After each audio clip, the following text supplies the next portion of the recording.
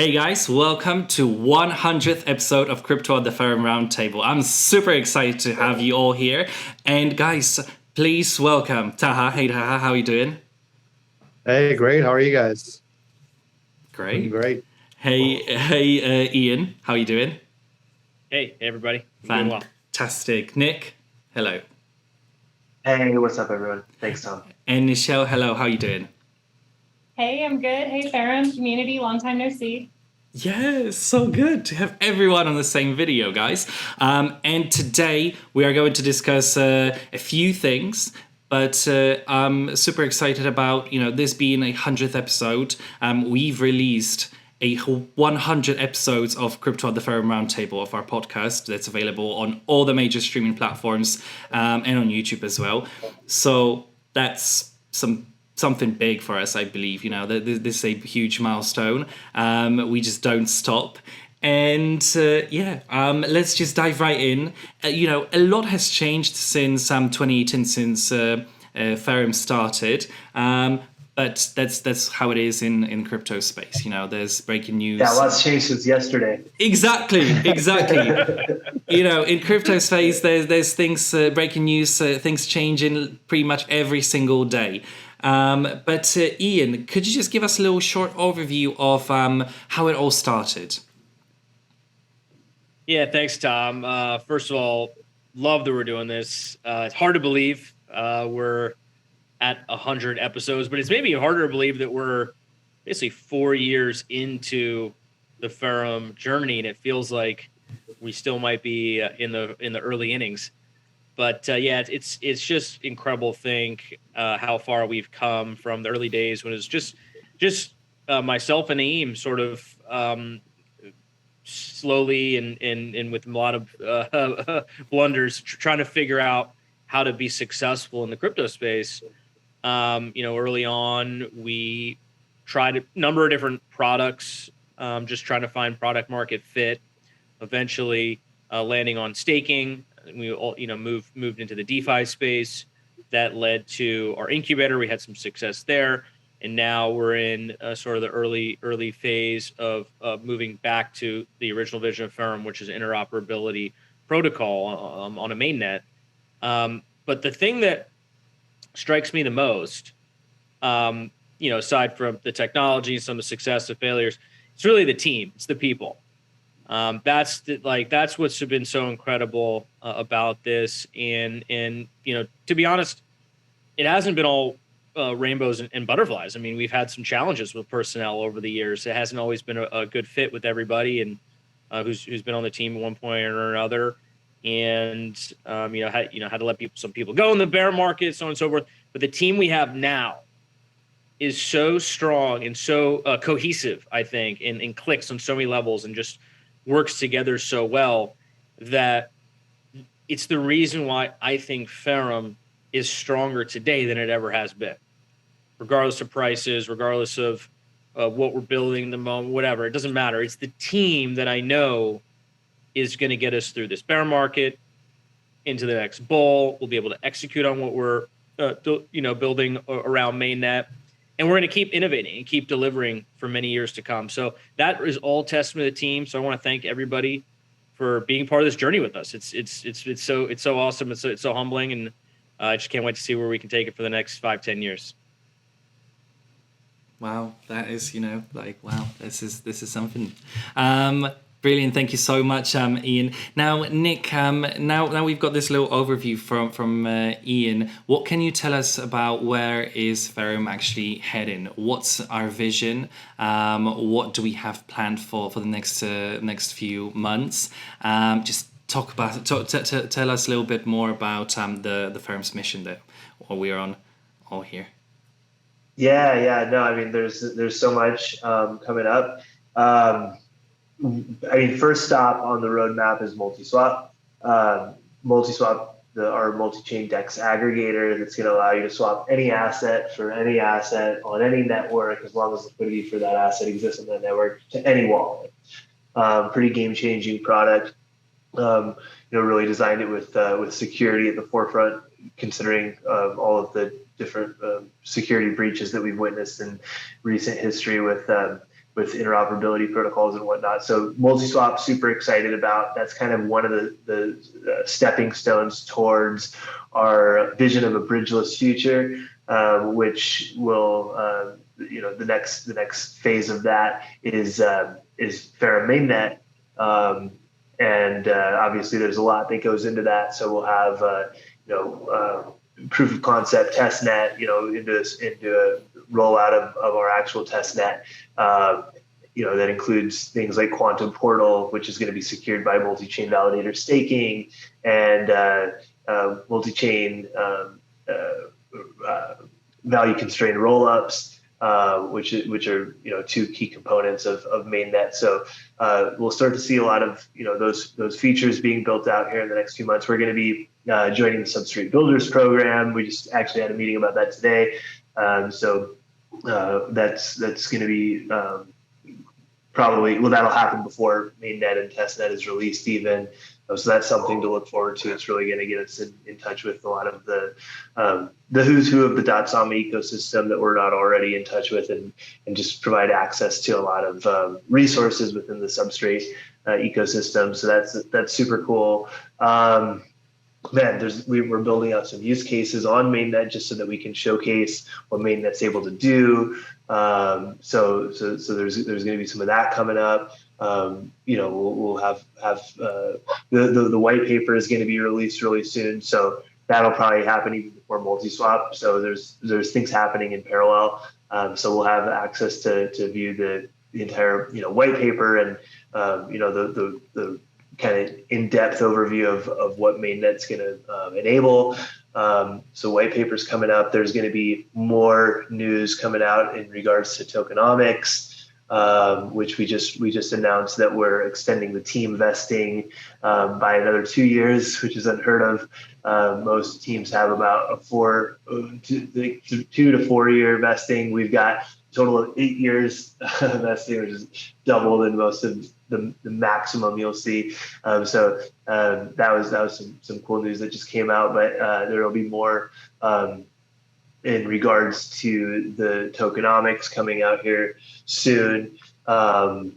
More in regards to what it takes to operate nodes, both minor nodes and validators. So lots coming out here in regards to MultiSwap and mainnet. That's just what I can think of off the top of my head right now, but I'm sure I'm missing some stuff too. There's some cool partnerships in the works too. Some partnerships with some .sama projects that I think will kind of bolster our We Bought Dot initiative, and then segue really nicely into actually leveraging each other's technology once we're a little bit closer to mainnet. And then some cool marketing initiatives too that we've got coming up that I know you're probably very excited about as well. We're going to be partnering with one of the it's kind of like a Glean campaign on steroids, but so it was able to track a lot of on-chain tasks as well. I'm not going to say the name right now, but everyone knows who they are. So that's going to be something we're going to be doing with partners within the Iron Alliance. So that should be a really fun initiative, kind of similar to the Ferrum Crypto Summer campaign. But I think this could be even bigger, hopefully. So just like nonstop. Yeah, it is. Honestly, it is true. And I actually had someone from our community message me yesterday on Discord saying that he feels like Ferrum actually restored his faith in crypto projects with a lot of things that have been happening in the past month, in the past couple months. It's fantastic to see, such great people, and it's not just you guys here on this video, but everyone also behind the scenes that's working out Ferrum.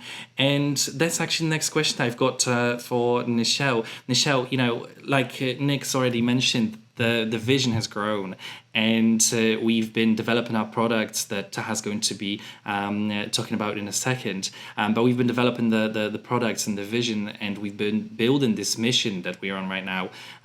But we need to have the right people for that. What can you tell us about our team? Because obviously, since the start, obviously it grew as well. And how to build such strong and passionate team in the crypto space.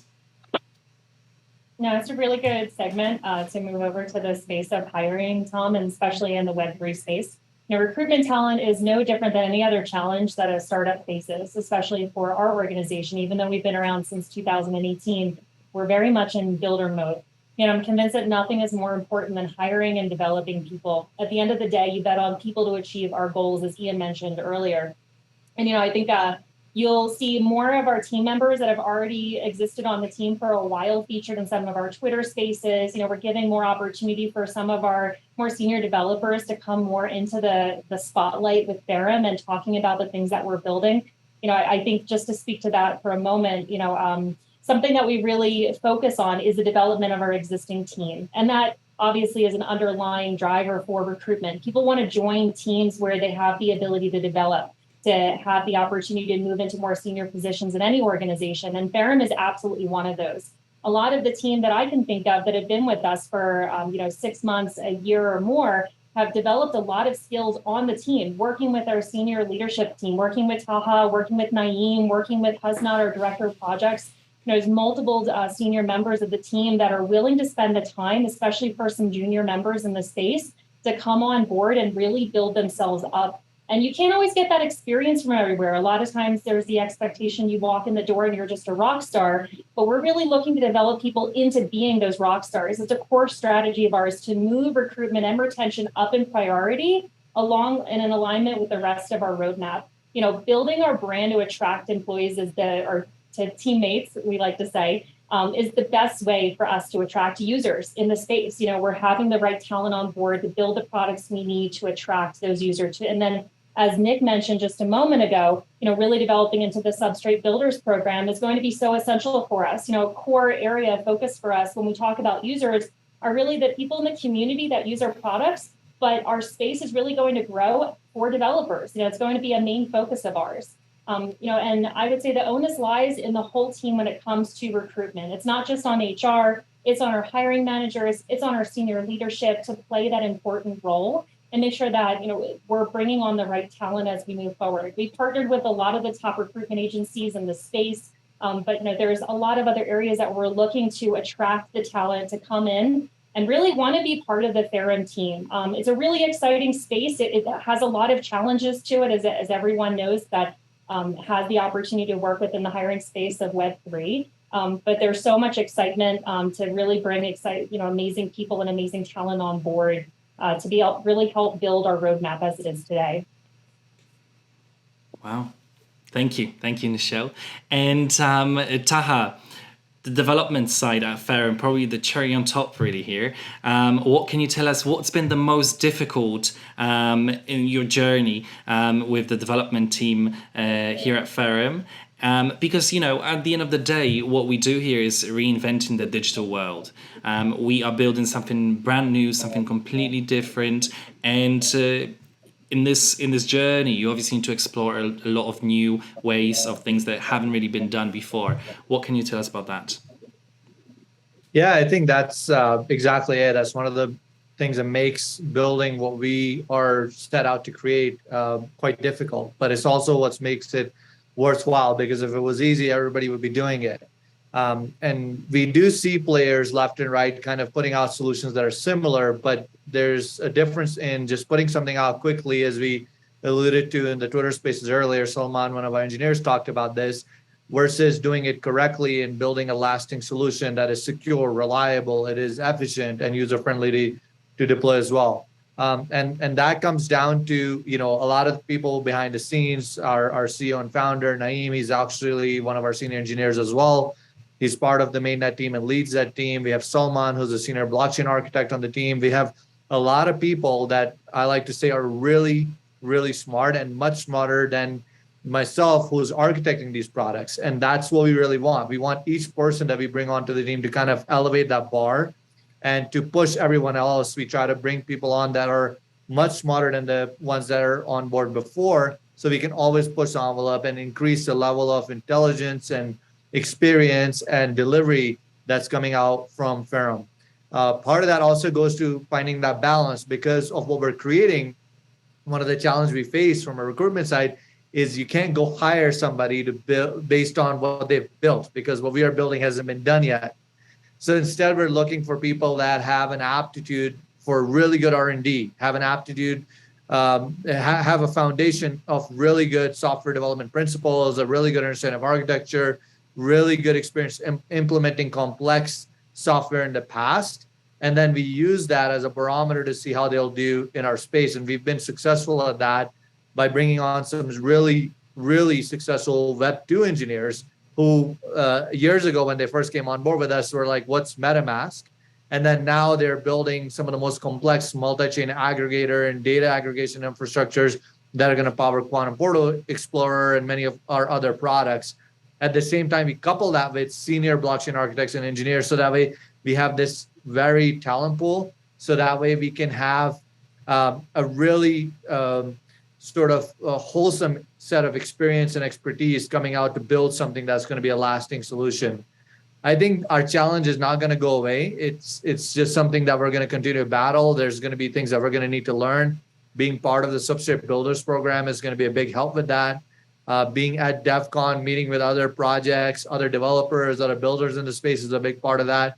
And so I think when you're building something novel, you just have to have the right people, as Ian alluded to. And a shout out to Ian and Naeem for initially kind of starting this company 4 years ago. And, you know, it's not easy when you start a company. You don't imagine one day you will have all these engineers, an awesome marketing team, an awesome HR, sales, biz dev growth. Like you think it's going to happen, but it's not that easy. Looking back, it's like, oh yeah, 4 years have passed, but I'm sure these guys went through a lot. So it's a testament to their leadership that the team members who are here have signed on, and then we continue to grow with excellent team members and continue to put out excellent products. Yeah. I mean, I just feel for some reason that this video has just been, this episode of the podcast as well, is just being so nostalgic, just reflecting back on what it was before, how we actually got to the place that we're in right now. And it's like, I feel like the work that the Ferrum's team's put, in the last couple of years, in the last 4 years, it's just been monumental, really, for the growth of this project. And if you have any final thoughts, if you'd like to share anything. I want to give a special shout out to you, because I know the team does a lot, but this specific podcast, it being 100th episode, like this is your baby, right? Crypto, the Roundtable, the podcast, the show, everything like this was incepted by you, and to get it from the first one and the quality of the content, and hope the listeners and those that are watching this, the subscribers and the community, find a lot of value. I know I do. I'll put it on when I'm driving somewhere in the car, and I'll just catch up on. It's in a way for me as well. It's a good way to find out what's happening in other departments at Ferrum. So I'm sure people in the external community find value as well. So I want to thank you for putting out such a professional production, and what you've done on the marketing side has been incredible. So kudos to you. Thank you. Well, it's all teamwork. Yeah. It's all teamwork. So it's all everyone here at Ferrum. I just wish I had a little champagne glass that we could just raise a little toast, to next 100 episodes, or like next 1,000 episodes of Crypto at the Ferrum Roundtable. But I would love just to thank you guys for being on this video, for just sharing your knowledge pretty much every single day with our community. I feel like that's exceptional. I feel like the transparency that Ferrum is providing to the crypto space is just something else. I have never actually found any other project that is so dedicated to keeping it real 100% with the community. So I'm super proud to be a part of this team. Thank you guys so much. Thank you, Tom. Thank you, Tom. Thank you. Can't wait to do this again. 200 episodes in what do you say, a couple of years from now we can get it done? Probably. No, what do you mean? It took him like 6 months to get to 100. So. Yeah, it took us like That's a good 6 point. months. Yeah, we'll see you in 6 months for the 200th. All right, guys. Till then. See you guys.